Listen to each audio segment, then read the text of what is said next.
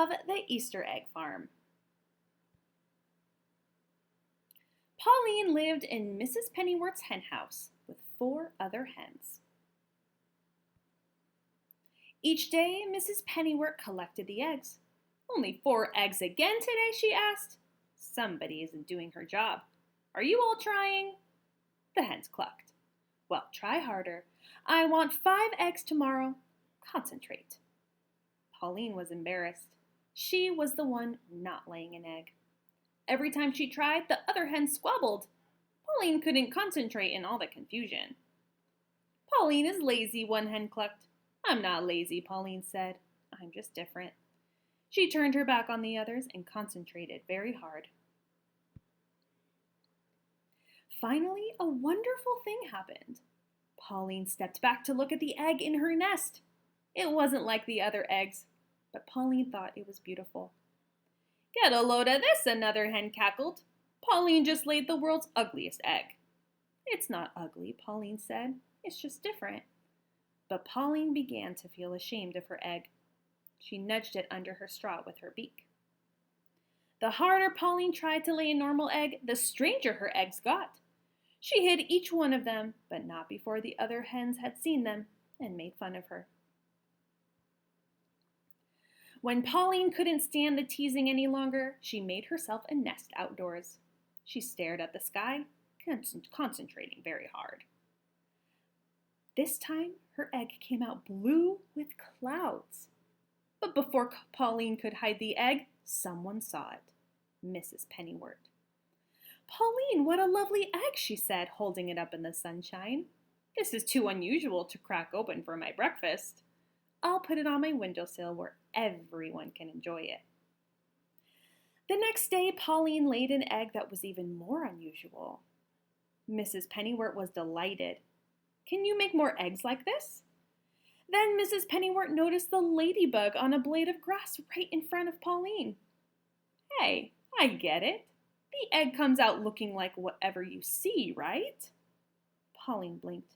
She wasn't quite sure how it worked herself. "This is fantastic," Mrs. Pennywort said.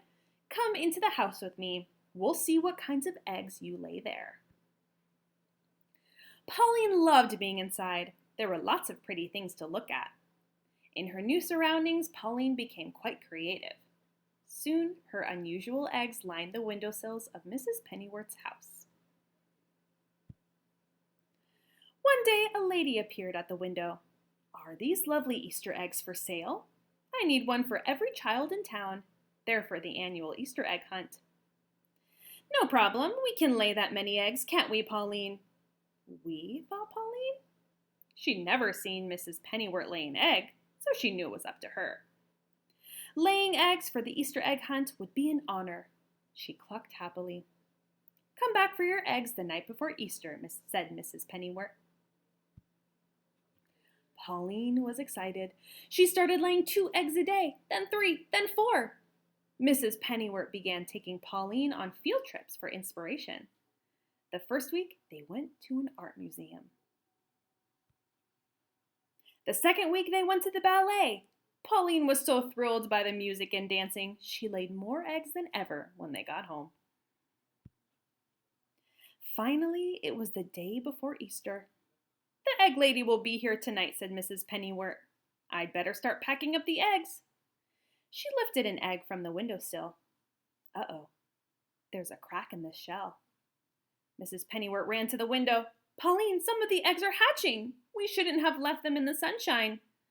Soon, baby chicks were popping out all over the sunny side of the house. "Stay in there," Mrs. Pennywort shouted at the unhatched chicks. "You're ruining the eggs." But the chicks didn't listen. They just kept hatching and hatching. Mrs. Pennywort took the broken shells to the table and frantically tried to glue them together.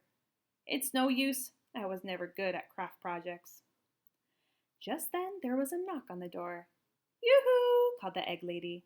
"I'm here for the Easter eggs." "Do I have a deal for you?" cried Mrs. Pennywort. "How would you like Easter chicks instead of eggs?" "Terrific," the egg lady said, as bright-colored chicks scurried around her. "Easter chicks are even better than Easter eggs." Mrs. Pennywort helped the egg lady gather the chicks. But as fast as they were popping into a basket, the chicks jumped out again. Mrs. Pennywort heard a clucking noise and looked up. Pauline was fluffed up to twice her normal size. She spread her wings like an umbrella, protecting the chicks who raced towards her. "Oh, Pauline," said Mrs. Pennywort, "of course we can't give away the chicks. They're your babies." "But what about the Easter egg hunt?" the egg lady said. "The eggs on the shady side of the house didn't hatch," Mrs. Pennywort said. "You can take those." Pauline kept all of her babies. She loved being a mother. Every day she took her chicks for a walk, showing them the beautiful things around the farm. The chicks' grown-up feathers started to come in. "These chicks sure are different," said Mrs. Pennywort. Pauline clucked proudly. Soon Pauline's daughters were laying eggs of their own. They took turns in the nest box, laying eggs of every color and design. Children from miles around came to see the unusual eggs and chickens. Mrs. Pennywort's farm became known as the Easter Egg Farm. Pauline still lives on the Easter Egg Farm, but she doesn't lay as many eggs as she used to. Now, whenever she feels an egg coming on, Pauline closes her eyes. She doesn't concentrate on anything. Then she lays a perfectly ordinary plain white egg, just to be different. I hope you enjoyed this reading of The Easter Egg Farm.